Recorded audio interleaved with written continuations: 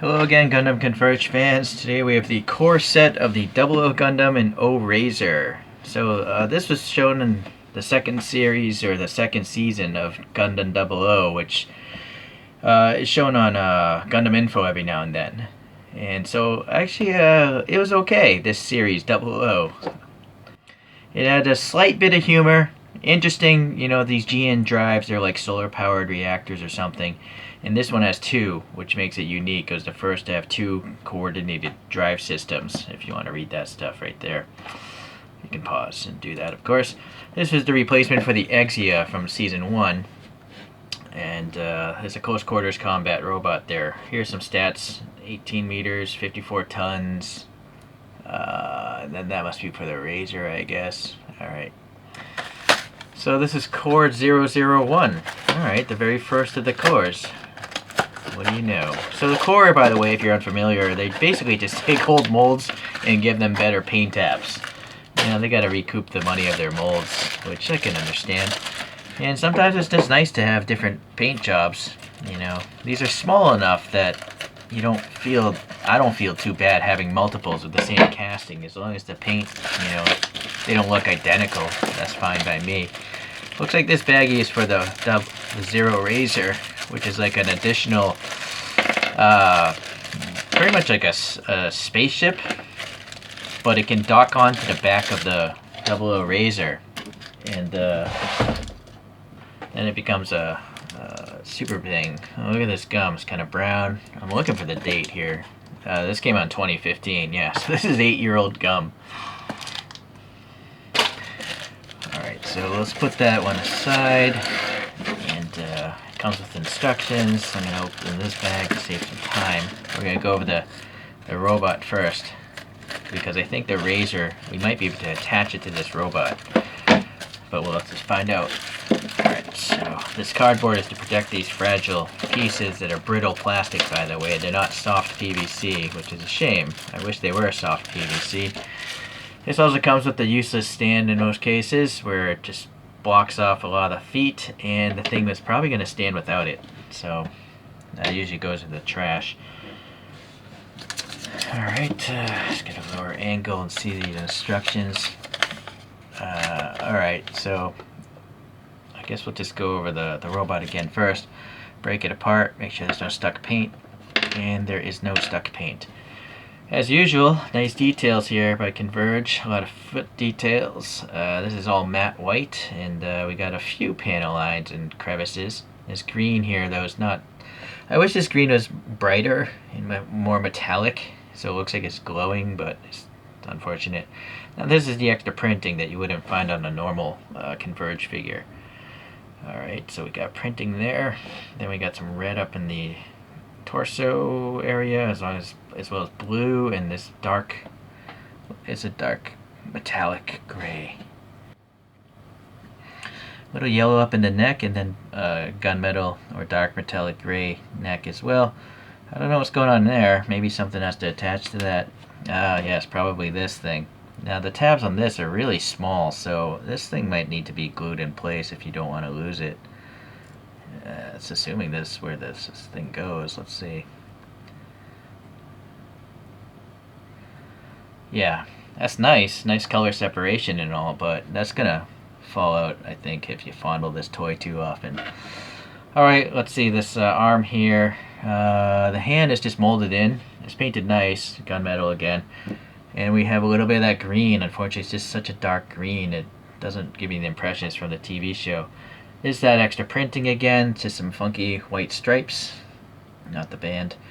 This side here, no additional painting or stripe wise, but you still have metallic in the elbow, and that's gonna go here. So now the weapon has the hand already on it, and that is the same gunmetal as the weapon itself, and then this blade slash beam emitter, I think, is matte white. So that's going to peg into the forearm here, and that's a pretty good fit. Being a peg, a round peg, you can obviously change the angle a bit, and it doesn't collide with the forearm, so that's good. So now the head, we have translucent green eyes. Now see, those eyes look cool. You know, they're nice and bright, and somehow they didn't get that bright green onto the green here. I mean, they could have easily just chosen a different green to do that, but too bad. So now it's nice that we have GN and 4 zeros there. The actual frame number of this thing. It's actually twice, so that's really cool. And then a bunch of details there in the head. Even some blue and red here in the face, as well as that gunmetal again. So that's really nice. A lot of nice paint there. Here's the fragile antennae with some red and yellow. Let's see. I could envision that falling out as well. So you might want to glue that in place as well. I'm going to do it after this video. So let's pop this on the head, nice round peg, so you can get some movement, hopefully. And yeah, it actually doesn't collide with those wings on the chest. So good articulation there. And then we have a backpack with the 2 GN drives, metallic and some blue and white there. Okay.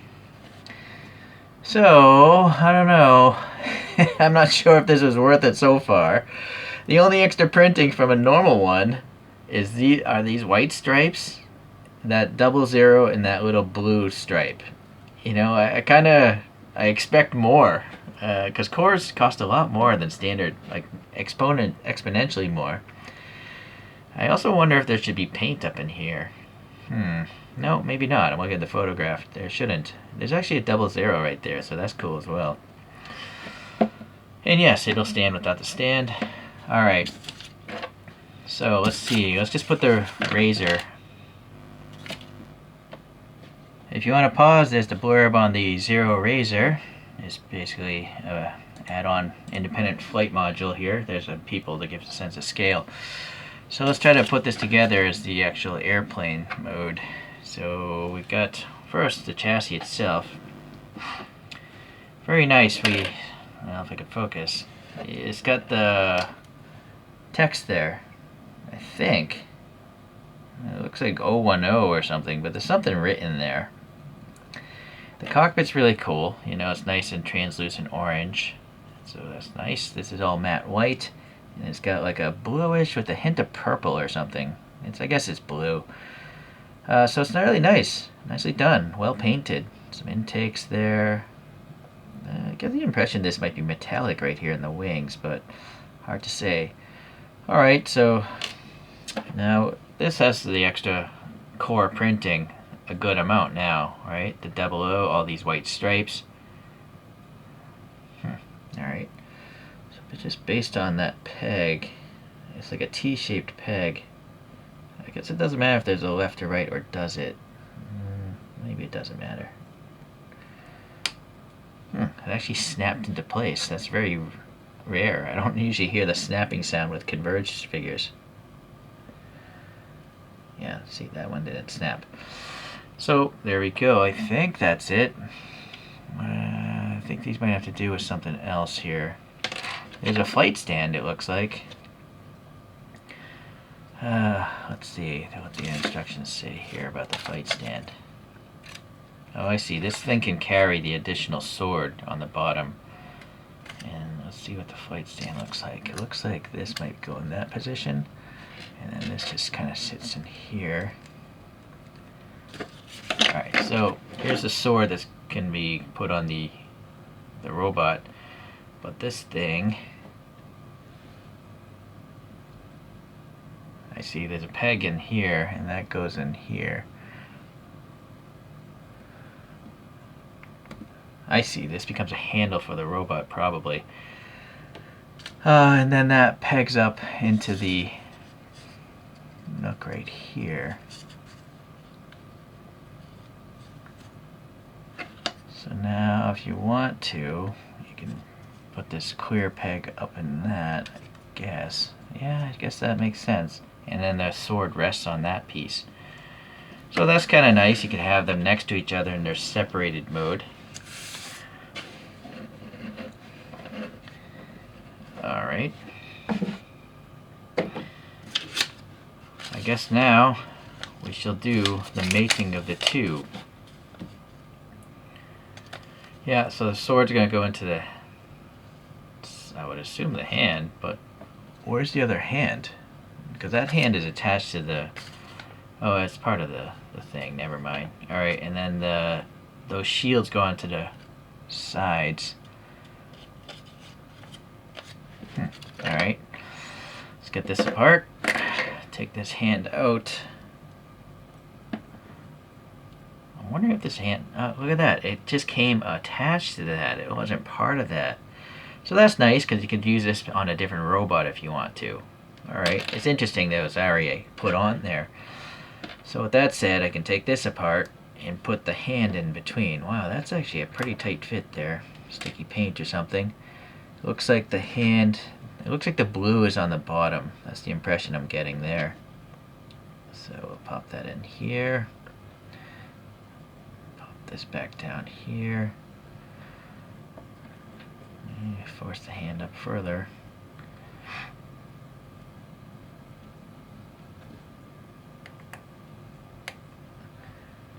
I think what's going on is something is a little bent. So you might want to dip these in hot water to straighten it out. It's like torqued, and that might be why it was so difficult to take apart. The sword itself is pretty nice. You got a translucent green beam sword there. Very cool. Again, I really wish the green on the robot was lighter in color to match, but alright, so nice. It goes above and below, and it actually mates quite well with the forearm there. So that's its close quarters combat weapon. Alright, these things must come off. It's a really tight fit. I don't want to just tear it out. I might ruin the peg. Okay, I wonder if this comes apart. Oh, look at this. What do you know? It does. And then, do these come off? Yeah, it looks like these cones do come off. What is going on here? I'm thinking this whole backpack just might come off. No? Oh, look at that. That came off as well. There's a lot of stuff coming apart here. So I think that needs to stay, but we gotta get our fingernails under this. Alright, so the cone does come off. Boy, I feel that's gonna be really easy to lose. But it's almost like making you want to buy two so you could display them separately. Right?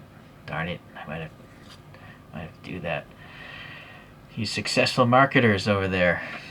So this, I think, just does nothing. But I think this might... Well, no.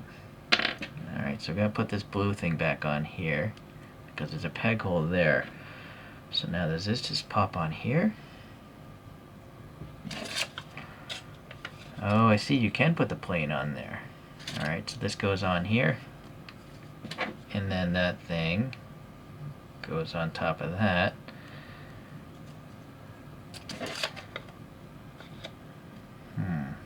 I guess that's the way it is, according to that image. I gotta say, that looks a little weird. It's just so bulky, right? And nothing's like covering these, unless that's what these, where these can go. Hold on. Right, in theory it's the same shape. So you can store that. That one didn't want to fit though.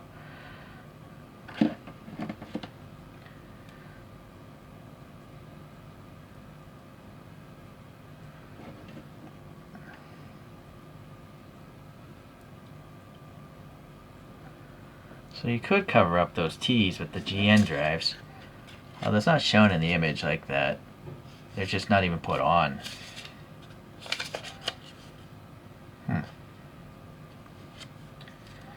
Okay, well, I'm going to leave them on because I don't want to lose them. And then, this probably isn't what's meant to happen, but you might be able to fit this gun up in that. Look at that. So you can hide that peg hole and store all the parts on one thing. And then, yes, this thing fell off again. Well, for the first time, never mind. That I'm definitely going to glue on because there's no reason for it to come off again. So there it is in super bulky mode. I'm going to have to probably get the individual 00 now. I don't know if I need the razor individually. Oh, you effective marketers. Darn you. The curiosity. Well, no, I don't see a peg hole down here. I think it would have been cool if somehow you could display this on this stand, right? Because it's a space robot, primarily. Well, I think it does show up in the atmosphere as well. But it'd be nice to have this thing flying, right? So that's a lost opportunity. They could have easily just had maybe a different rod and just a hole up in there. But I guess this guy's just gonna have to stand on the ground. So there's the fandom blurb about the thing joining together and being really quite a bit more powerful. Okay, so that's that. And then here's some images, all assembled and in Trans Am mode. And let's get this thing spinning. So looking into my collection, it turns out I do actually have the regular. This is number 51 in the Converge lineup. And also, those GN drives came off. I just assumed they were glued in place, but the backpack and the GN drives, I just took my fingernail and they came off easily. So I highly suggest you glue those in place because you might lose them one day because you don't even realize they're not glued on. Okay, the predecessor was the Exia. This is number 4, so very early in the Converge series. They're almost up to 300 figures now. And this one has the flip-out sword, I think. Oh, maybe not. Nope, I'm mistaken. That sword does not flip out. And then here is the Exia in Trans Am mode, and this is a different core set where you had the 4 figures, and now you see the nice transparent green. This is what core is about to me. I mean, this is better than the dark paint, right? So this is worth it for me, and they have tampo printing in other spots as well. So yeah, this is much better. This is an early core. Again, it's the very first core release. I guess for the very first release, maybe it's okay. But it's nice to see that they've improved over time. So basically, I crazy glued everything except for the rifle. Because I don't want the stuff to get lost. The parts are so small.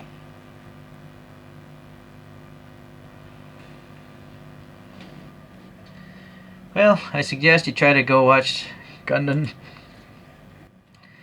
Sorry, coughed. Gundam 00. It's pretty good. It's probably my second favorite Gundam series so far. I oddly like Gundam Double Zeta the most because it was the funniest. This only had maybe 10 moments of humor in the whole 50 episodes, so it's not really funny. It's a drama. Yeah, but one good thing about 00 is not everyone died at the end. A lot of the other series, everyone just dies, and it's so depressing. So this one actually had some happy endings for some of the characters, so that's good. Okay, well, I'll see you guys in the next Converge video. Thanks for tuning in.